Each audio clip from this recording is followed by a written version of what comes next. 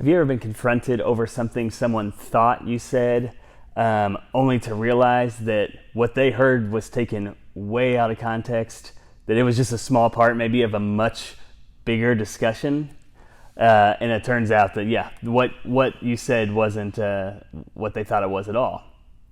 Well, when it comes to engaging the Bible, reading the Bible in context is just as important as understanding context in our relationships with our friends like that.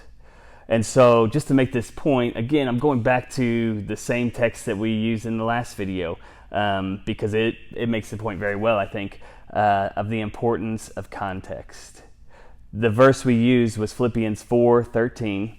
And depending on what translation you use, it's something to the effect of, I can do all things through Christ who gives me strength, right? And if I hear just that verse without any other context, then I think, oh, well, this verse is all of this, it's this like awesome motivational speech that I can do anything through Christ. You know, I can climb Mount Everest, I can land an amazing job, I can be a famous whatever. It's this seemingly unrealistic. I mean, when I read that, if I understand it that way, it seems like a very unrealistic thing to say. Well, when we look at the context, we realize that's not what Paul, the writer, was saying at all. Because when we look at the context, we find out that Paul is actually, he's a church planner, and he's writing, this is from the book of Philippians, he's writing to a church he planted, and he's thanking them for their support, and then he says, this is the full context, he says this: I'm not saying this because I'm in need, for I've learned to be content whatever the circumstances. I know what it is to be in need, and I know what it is to have plenty.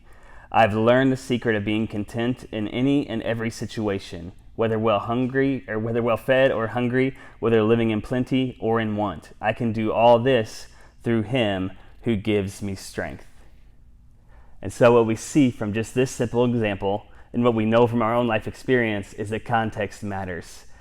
Because without the context, we misread this verse to think, this is a motivational speech. But really, when we see the context, we see, okay, this is actually a very real, something that we all feel. We've all had ups and downs. We've all had times where things were lean and things were well off, you know. And this is saying that I found that the way to manage all of those situations is that I'm content because of who Jesus is in my life. And that's much more real. And so we see that context matters. And so the tip for the day is just to remember the context.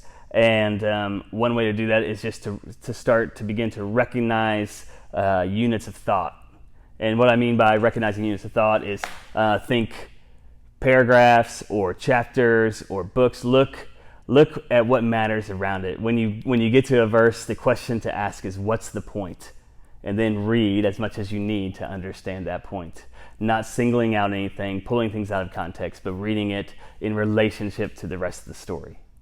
So that's our tip for the day. Remember the context. Have a great one.